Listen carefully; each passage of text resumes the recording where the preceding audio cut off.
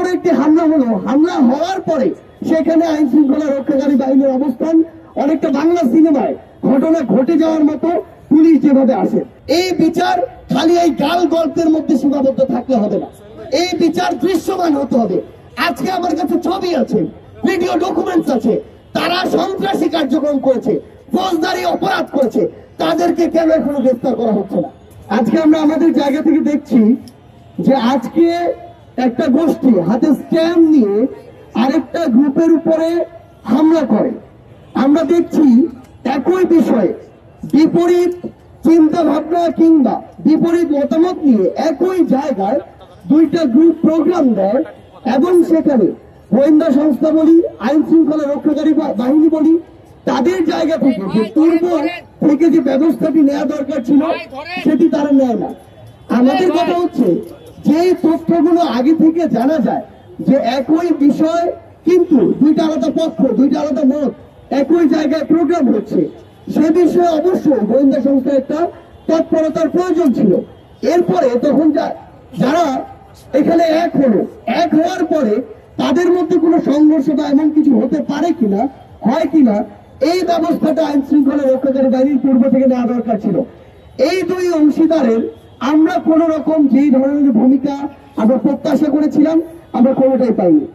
এরপরে যেটি হলো এই যে হামলাটি হলো, এত বড় একটি হামলা হলো, হামলা হওয়ার পরে সেখানে আইন শৃঙ্খলা রক্ষাকারী বাহিনীর অবস্থান অনেকটা বাংলা সিনেমায় ঘটনা ঘটে যাওয়ার মতো পুলিশ যেভাবে আসে।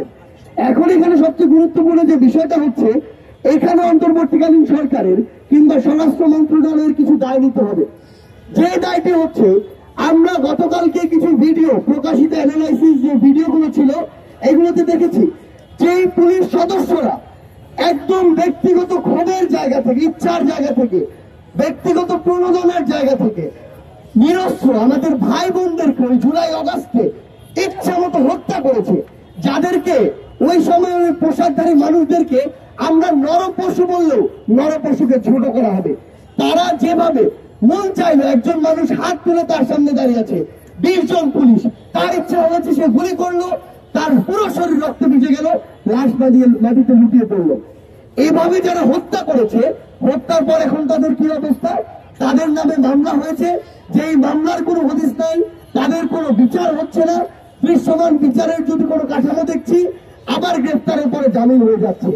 তো তারা যখন এত বড় অপরাধ করার পরে পার পেয়ে যাচ্ছে, এইখানে সবচেয়ে বড় সমস্যাটি হচ্ছে তাদের যে দায়বদ্ধতা ওই পোশাকের উপরে, শপথের উপরে, এটি তারা এখন আর অনুভব করছে না। এবং এই যে এত বড় অপরাধগুলো করার পরে তাদের যে শাস্তি হওয়ার কথা ছিল, এটি না হওয়ার কারণে অন্য যারা পুলিশ সদস্য রয়েছে, আইন শৃঙ্খলা রক্ষাকারী বাহিনী রয়েছে, তাদের দায়িত্ববোধের যে জায়গাটি সেটি নড়বড় হয়ে গেছে। তো সবচেয়ে গুরুত্বপূর্ণ কথা হচ্ছে কেউ একজন পোশাক পরলো, শপথ দিল, তার যে দায়িত্ব সেটি পালন করতে পারলো না, এবং না পারার পর অন্তর্বর্তীকালীন সরকার বলি, ওই মন্ত্রণালয় বলি, তারা কোনো ব্যবস্থা নিল না, তাহলে এরকম অনাকাঙ্ক্ষিত ঘটনা একটার পর একটা ঘটবে। সবচেয়ে গুরুত্বপূর্ণ বিষয় হচ্ছে আমরা আজকে শহীদ মিনারের এই জায়গা থেকে বলতে চাই, এগুলো যদি রোধ করতে আমরা চাই, আমরা যদি এগুলোর পুনরাবৃত্তি আমরা চাই না, আমরা চাই না যে এই রক্ত দিয়ে ধীরে ধীরে আমাদের মাটি পবিত্র হোক। জুলাই আমরা যে রক্ত দিয়েছি, এরপরে এই বাংলাদেশের মাটিতে আমরা এমন অনাকাঙ্ক্ষিত ঘটনার মাধ্যমে এক ফোঁটা রক্ত দিতে চাই না। আমরা এখন নতুন একটা বাংলাদেশ চাই, যেই বাংলাদেশের স্বপ্ন আমরা জুলাই অগস্টে দেখেছিলাম, সেইটি যদি আমরা আমাদের জায়গা থেকে বাস্তবায়ন করতে চাই, সবার আগে লাগবে দৃশ্যমান শাস্তি। যেই খুনিরা পোশাকধারী হোক, পোশাক ছাড়া হোক, যেই খুনিরা যারা এই হত্যাযজ্ঞের সাথে অভ্যুত্থানে সরাসরি সংশ্লিষ্ট ছিল, তাদের দৃশ্যমান বিচার লাগবে। এমন অন্তত 10-20টা ঘটনা রয়েছে যাদেরকে 1 মাসের মধ্যে একটা তদন্তের মাধ্যমে বিচারিক প্রক্রিয়ার মাধ্যমে আনা যায়। গতকালকে যেই 2টো ভিডিও প্রকাশ পেয়েছে, ওই 2টা ভিডিওর খুনি কারা সেটা বের করতে 3 দিনের বেশি লাগার কথা না। তারপরও যদি এই দীর্ঘসূত্রিতা দেখা যায়, সেটা এরকম অনাকাঙ্ক্ষিত একটার পর একটা ঘটনাকে ত্বরান্বিত করবে। এখন সবচেয়ে গুরুত্বপূর্ণ বিষয় হচ্ছে ওই ঘটনাগুলোর বিচার করতে হবে। আজকে যে ঘটনা হয়েছে এটার বিচার করতে হবে। এই বিচার খালি এই গাল গল্পের মধ্যে সীমাবদ্ধ থাকলে হবে না, এই বিচার দৃশ্যমান হতে হবে। আজকে আমার কাছে ছবি আছে, ভিডিও ডকুমেন্টস আছে, তারা সন্ত্রাসী কার্যক্রম করেছে, ফৌজদারি অপরাধ করেছে, তাদেরকে কেন এখনো গ্রেফতার করা হচ্ছে না? এই গ্রেফতার করতে কি কারো কলের প্রয়োজন আছে? গণভবন থেকে কলের প্রয়োজন আছে? এরকম তো কোনো কিছু প্রয়োজন নাই।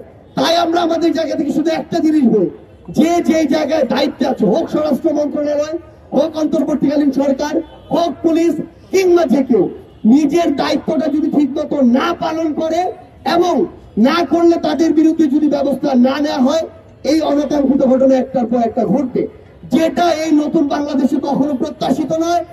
আমরা স্পষ্ট করে শুধু একটা জিনিসই বলি, আগামী অল্প কয়েকদিনের মধ্যে এটা যদি দৃশ্যমান কোনো বিচার না হয়, তাহলে আলটিমেটলি তাদের প্রতি আমাদের যে আস্থার জায়গাটা সেটা নষ্ট হবে। আর সেটা যদি নষ্ট হয়, তাহলে এই সিস্টেমকে কিভাবে নতুন করে ভেঙে চুরে আবার গড়তে হয়, সেটা বৈষম্য বিরোধী ছাত্র আন্দোলন জানে, সেটা জাতীয় নাগরিক কমিটি জানে। ধন্যবাদ।